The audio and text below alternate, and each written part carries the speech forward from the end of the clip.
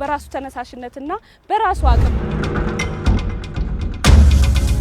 ቆርቆሮ በቆርቆሮ ሆኖ ምቹ አልነበረም። ቤት ደረጃ የማይታሰብ ቤት የነበሩ ናቸው።